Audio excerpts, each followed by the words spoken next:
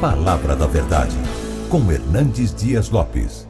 Meus amados irmãos, nós vamos abrir a Palavra de Deus no livro de Atos dos Apóstolos, capítulo 20. Faremos a leitura dos versos 7 ao verso 12. Atos 20, 7 a 12.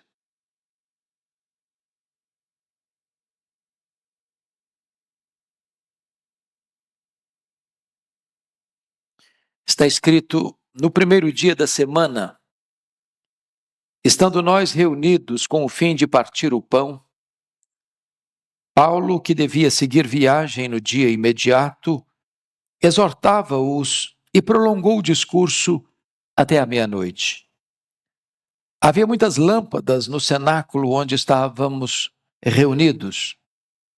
Um jovem chamado Eutico, que estava sentado numa janela, adormecendo profundamente durante o prolongado discurso de Paulo, vencido pelo sono, caiu do terceiro andar abaixo e foi levantado morto. Descendo, porém, Paulo inclinou-se sobre ele e, abraçando-o, disse: não vos perturbeis, que a vida nele está. Subindo de novo, partiu o pão e comeu. E ainda lhes falou largamente até ao romper da alva, e assim partiu. Então conduziram vivo o rapaz e sentiram-se grandemente confortados. Amém. Eu gostaria de tratar deste assunto com os meus amados à luz desse texto, com o seguinte tema: saia da janela. Saia da janela. O apóstolo Paulo está empreendendo a sua segunda viagem missionária e ele, quando queria ir para a Ásia, o Espírito de Cristo o impediu de entrar na Ásia. Ele escuta em Troade uma voz de um varão macedônio dizendo: passa a Macedônia e ajuda-nos. E então ele entendeu que esta era a vontade de Deus e entrou na Macedônia. Entrou no Ocidente, entrou no que nós chamamos de Europa. E dali, de Troade, ele embarca, porque era uma cidade portuária, e desembarca em Neápolis, próximo de Filipos. Então vai para Filipos, depois vai para Tessalônica, depois vai para Bereia, depois vai para Atenas, depois vai para Corinto. E ele depois empreende a terceira viagem missionária na Ásia, em Éfeso. E agora ele está retornando. Quando ele para na mesma cidade onde tiver a visão, em Troade. Ali já havia uma igreja. E ele aproveita o momento que haveria de embarcar no dia seguinte para reunir a igreja. Era domingo, era o dia do Senhor, primeiro dia da semana. A igreja estava reunida para celebrar a ceia. E diz o texto que Paulo prolongou no seu discurso. Um sermão longo. Não sei se nós estamos acostumados com um sermão até meia-noite. Mas talvez os resultados não seriam muito diferentes hoje. O certo é que um rapaz chamado Eutico está sentado à janela, no terceiro andar. Já é um grande risco. E então, em virtude do longo discurso, do longo sermão de Paulo, as muitas luzes, lá pelas tantas ele foi tomado pelo sono. E o sono venceu. E diz o texto bíblico que ele caiu do terceiro andar. E quem cai não cai para dentro, cai para fora. E ao cair, ele já cai sem vida. Ele cai e morre. E então diz a Escritura que Paulo desce, toma-o, debruça sobre ele, e diante do pânico da multidão que está reunida no cenáculo, fala calma, dizendo: fiquem tranquilos, a vida está nele. E depois da ressurreição de Eutico, diante de um fato tão extraordinário, porque dos muitos milagres operados por Deus por intermédio de Paulo, é o único momento em que acontece uma ressurreição no ministério de Paulo. E eu penso que a igreja poderia estar tão feliz e tão exultante que terminaria o culto ali mesmo, não teria mais Santa Ceia, não teria mais sermão e o povo sairia pulando de alegria, talvez saindo até pelas praças de madrugada, dizendo que um grande milagre tinha acontecido. Não, eles simplesmente voltaram para o cenáculo, terceiro andar. Paulo continua o seu sermão até o raiar do dia. E esse episódio, meus amados irmãos, nos enseja algumas lições que passo a descrever. Em primeiro lugar, a janela é um lugar que oferece muitas distrações. Primeiramente, conduz à acomodação, porque notem vocês, nós estamos falando de um ambiente que não tem ar-condicionado. Nós estamos falando de um ambiente que o clima é quente. Então, estar na janela é um lugar de ar mais fresco. É um lugar que pode sugerir desinteresse e pode também levar a pessoa a dar uma espiada, uma olhada, uma contemplada no que está acontecendo do lado de fora. Então a janela é um lugar de distração. Mas vejam vocês que ele está no culto, ele está no cenáculo. Possivelmente era um membro da igreja. E ele está na igreja. Mas ao mesmo tempo que ele está na igreja, ele está com um olhar para fora do culto, do acontecimento, da adoração. É como se ele estivesse experimentando o melhor do culto e o melhor do que está acontecendo na rua. A atenção dele está dividida. Diríamos nós, um pé na igreja, outro no mundo. E nessa conjuntura está aqui o grande problema. Porque isso é como aquela parábola que Jesus contou da semente que cai no meio do espinheiro. Muitas coisas disputam o interesse desse ouvinte. É a pessoa que não é focada. É a pessoa que vem para o culto, mas o corpo veio, mas a cabeça não veio totalmente. O coração não veio totalmente. Na mesma medida em que ele está presente, ele está ausente. Além disso, isso conduz a uma espécie de insatisfação interior. Num dado momento, o eutico desconectou-se com o culto.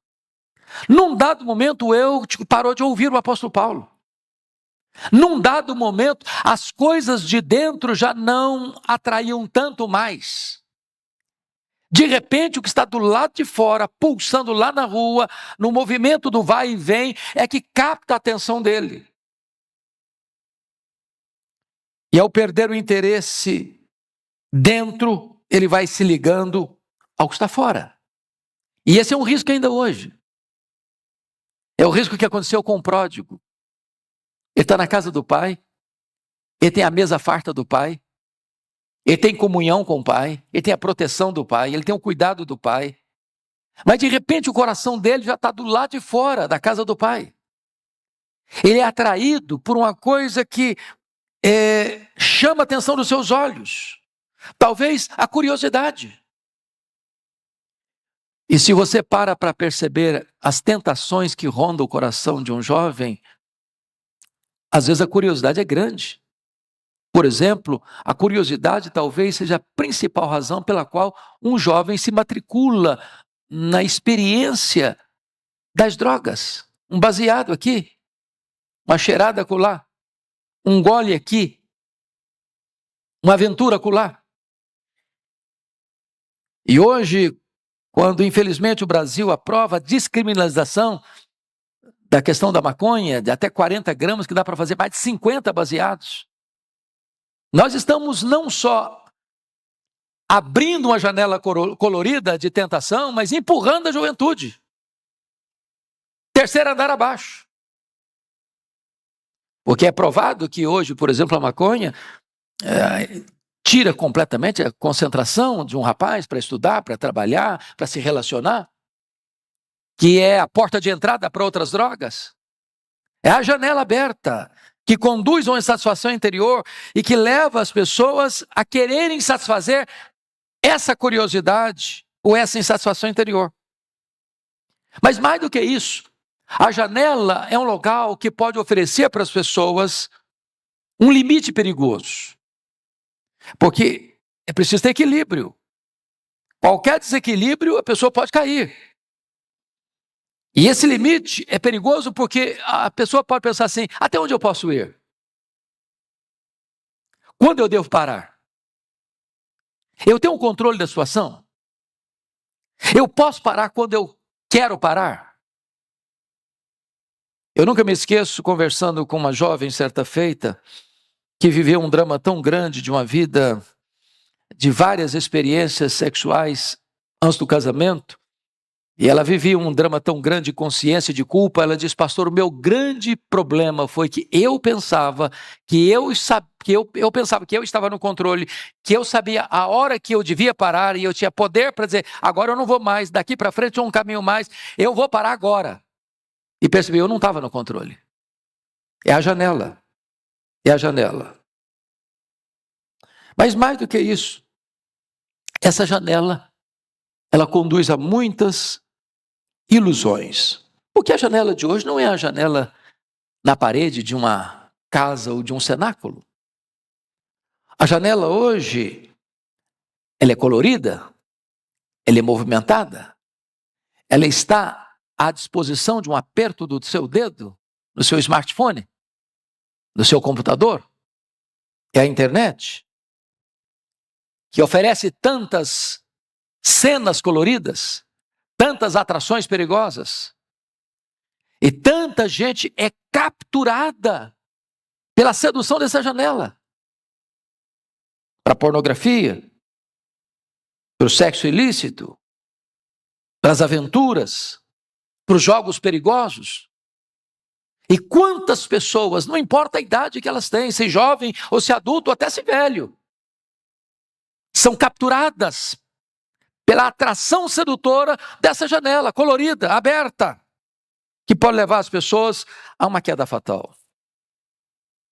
Mas em segundo lugar, irmãos, a janela é um local que produz sonolência espiritual. Vejam vocês que Eutico está sentado na janela, o culto está rolando, a pregação está acontecendo, e de repente a mente se desconecta. E ao se desconectar a mente, ele já não está mais acompanhando o raciocínio da mensagem. E é assim no culto, sabia?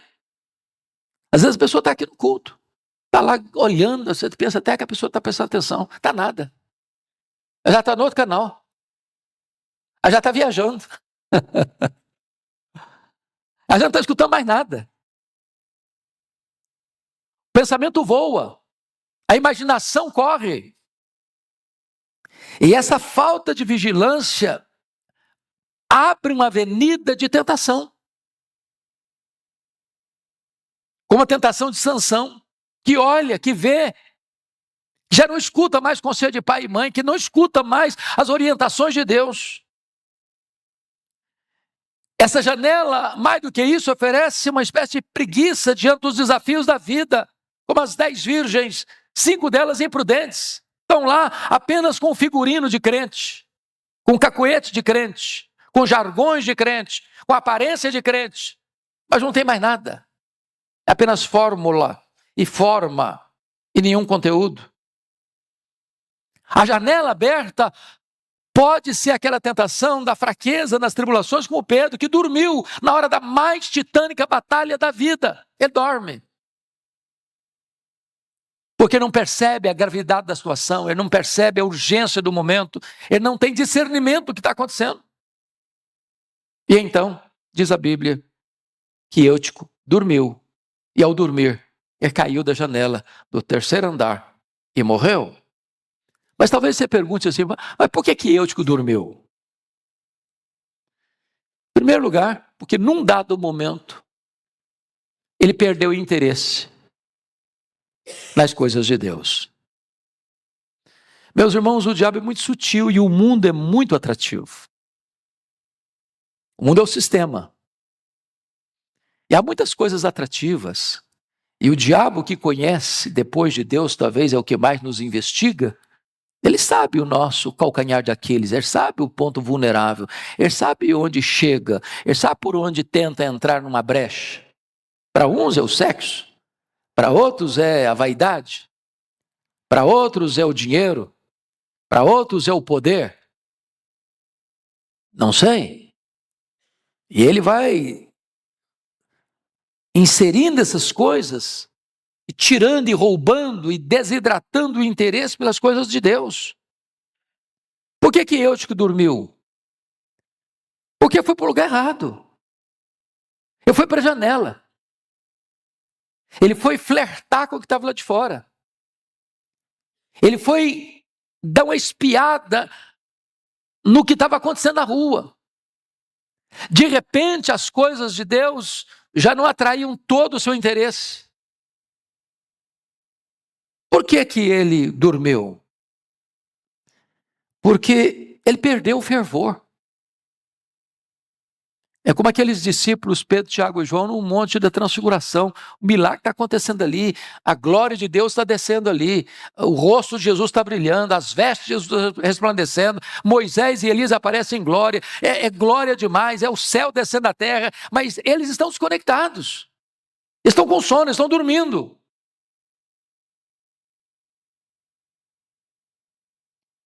Poderíamos dizer, literalmente, que Eutico morreu de sono. Conhece essa expressão, né? Fulano morreu de sono. Ele morreu literalmente de sono. Ele caiu da janela. Então, a terceira lição que eu gostaria de trazer para a nossa reflexão nesta manhã é que a janela é um lugar de quedas perigosas. Quem cai, cai para fora. Já percebeu isso? Dificilmente você vê uma pessoa na janela e cai para dentro, cai para fora. E quantas janelas, meus amados irmãos, podem levar a quedas terríveis? A Bíblia diz que um dia Davi estava passeando no terraço do seu palácio. E talvez, da janela da tentação, ele viu uma mulher. Apenas viu. E ele foi fisgado pela concupiscência dos olhos.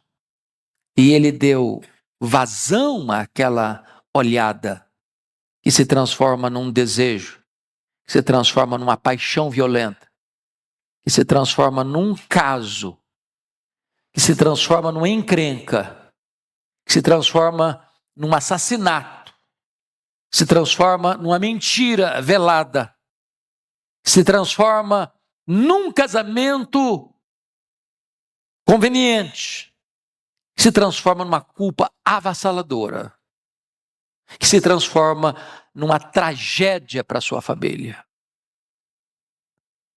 Por causa de uma janela tentadora na sua vida. Cuidado com a janela. Fuja da janela. E eu tenho certeza que você sabe do que eu estou falando. Cada um de nós aqui pode ter uma janela diferente, de tamanho diferente, de paisagem diferente, de cores diferentes, de apelos diferentes. Cuidado, fuja dessa janela. O texto diz que Eutico caiu e morreu. Há muitas quedas. E nós somos frágeis, sabia? Nenhum de nós aqui, por mais experiente que seja, por mais consagrado que seja, por mais tempo de igreja que tenha, pode bater no peito com soberba, dizendo, isso eu nunca vou fazer, esse pecado eu nunca vou cometer, eu jamais vou cair, eu sou blindado de qualquer risco de queda espiritual. Se o Senhor não segurar firme a nossa mão, nós tropeçamos. Quem nos segura é Ele. Quem nos sustenta é Ele. Mas cabe-nos fugir das janelas perigosas. Há muitos jovens feridos, há muitos homens feridos, há muitas mulheres feridas, há muitos crentes feridos. Eutico caiu, Eutico morreu, porque ele não ouviu. Eu imagino que o apóstolo Paulo, que tinha passado por Troade, e passado por Troade talvez mais de 5 anos. Ele passou 1 ano e meio em Corinto, ele passou 3 anos em Éfeso. Nós não sabemos exatamente o restante do tempo que ele passou nas outras cidades, mas foi pouco tempo.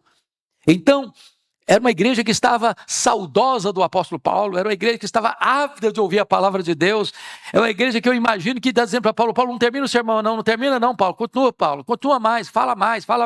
Ô Paulo, nós queremos ouvir mais, e chegou meia-noite e o povo quer mais, mas alguém naquele culto não quer mais. Alguém naquele culto não quer mais ouvir, ou alguém naquele culto não tem mais capacidade de ouvir. Alguém naquele culto está na janela e o sono chega porque ele se desconecta com o que está de dentro e agora ele não tem mais outra opção a não ser se render ao sono e por causa do sono ele cai e ele morre. Quantas quedas hoje? Quantos fora da igreja hoje? Quantos que estão na igreja hoje mas estão dormindo? Desperta, ó tu que dormes! Quantos que já caíram e quantos que já estão mortos.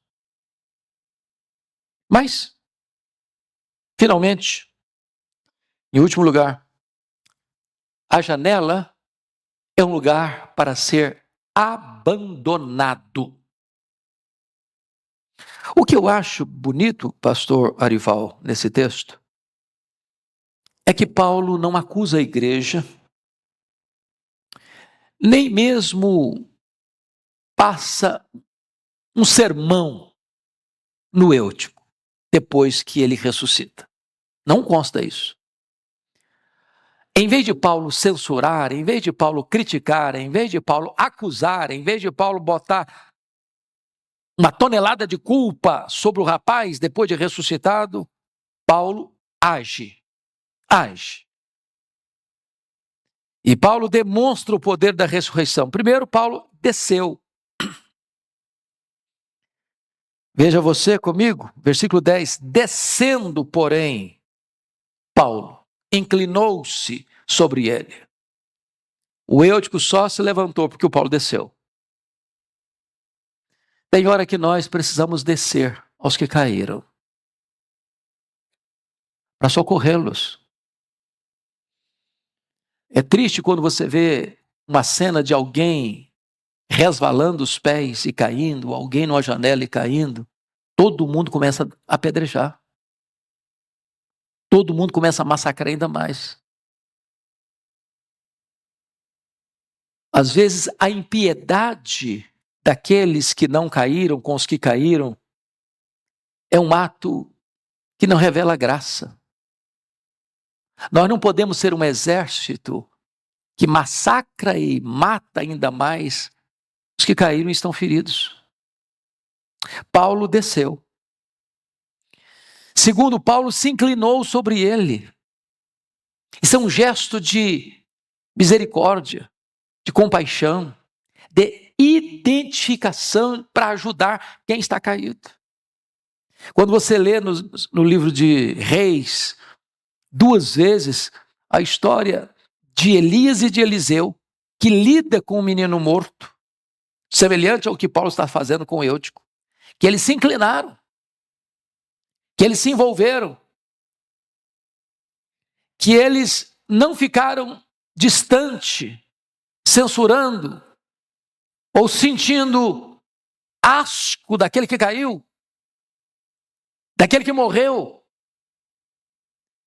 A igreja é uma comunidade terapêutica. A igreja é um lugar de cura. A igreja é um lugar de vida. A igreja é um lugar de restauração. E Paulo está nos ensinando aqui a necessidade de nós descermos e nos inclinarmos sobre aqueles que estão machucados, feridos e até mortos nos seus delitos e pecados. Mas mais, você pode notar no verso 10 que Paulo fez mais do que descer e inclinar-se. Ele abraçou. Não é fugir, não é condenar. Abraçar. Não é fácil abraçar um defunto. Mas Paulo fez isso. Ele creu no poder da ressurreição. Há muitas pessoas hoje, meus irmãos, que estão mortas, mas que podem receber vida. Mas que podem ressuscitar no poder do nome de Jesus. E a igreja é esse lugar onde os mortos recebem vida. Louvado seja o Senhor.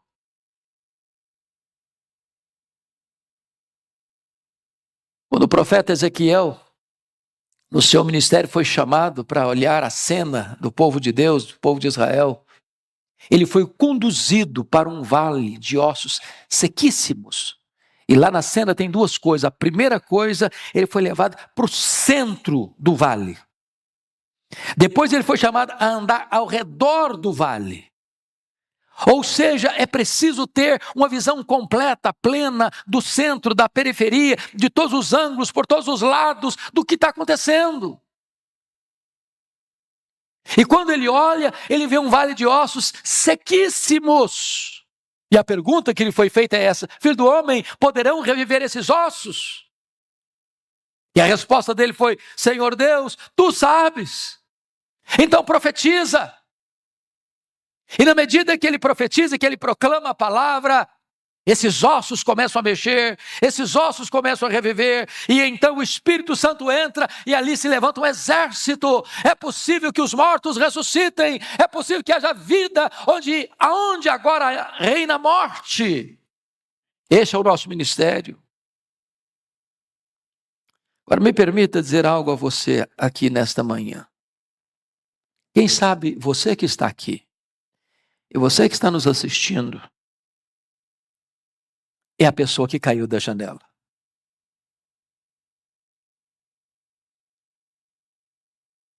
Você sabe do que eu estou falando? Quem sabe você é a pessoa que caiu da janela. Eu quero dizer para você que se você caiu da janela, tem esperança para você. Tem perdão para você. Tem restauração para você. Tem vida para você. Hoje você pode trazer a esperança, a sua memória, aquilo que vai lhe dar esperança. E a Bíblia diz que se você confessar os seus pecados, Deus é fiel e justo para perdoar os seus pecados e limpar você e purificar você de toda a injustiça. Mas eu quero terminar dizendo que Paulo, depois desse extraordinário milagre, a ressurreição de um jovem, poderia dizer: meus irmãos, o culto está terminado. Eu acho que aqui é o ápice da noite. Não tem mais nada mais interessante a acontecer aqui hoje. Qualquer continuação seria um anticlímax. Mas não foi o que ele fez, não. Você pode ler o verso 11 comigo? Vamos ler juntos o versículo 11, por favor? Subindo de novo, partiu o pão e comeu. E ainda lhes falou largamente até o romper da alva, e assim partiu. Eu acho extraordinário, porque Paulo continuou na igreja, Paulo celebrou a ceia, continuou na missão da igreja, Paulo continuou a pregar, e ele continuou anunciando a palavra de Deus. Não tem nada mais importante na vida da igreja do que o culto, irmãos. Que é o culto. Esta igreja podia sair gritando pelas ruas de Troade. Um milagre aconteceu, um milagre aconteceu, um milagre aconteceu. Paulo poderia partir dali, fazer do seu ministério um local de testemunhos dos milagres. Eu chegava na igreja e falava: gente, eu quero contar um milagre, eu quero contar um milagre, eu quero contar um milagre. E era grande o milagre. Não. Milagre traz glória para Deus. Mas o milagre não é um substituto do evangelho. O Evangelho é o grande milagre de que Deus se fez homem, de que o Verbo eterno se encarnou, de que o autor da vida morreu na cruz e ressuscitou, e voltou para o céu e vai voltar para buscar a sua igreja. O Evangelho é Jesus. O milagre é testemunho do poder de Jesus. E o versículo 12 nos diz que conduziram um vivo rapaz e sentiram-se grandemente confortados. Os jovens precisam reviver e a igreja pode ser confortada com a ressurreição dos que estavam mortos e agora receberam vida em Cristo Jesus. A palavra que eu tenho a você nesta manhã é esta: saia da janela. Fuja da janela. Foque o seu coração e a sua mente no que Deus está falando ao seu coração. Que Deus nos ajude. Amém.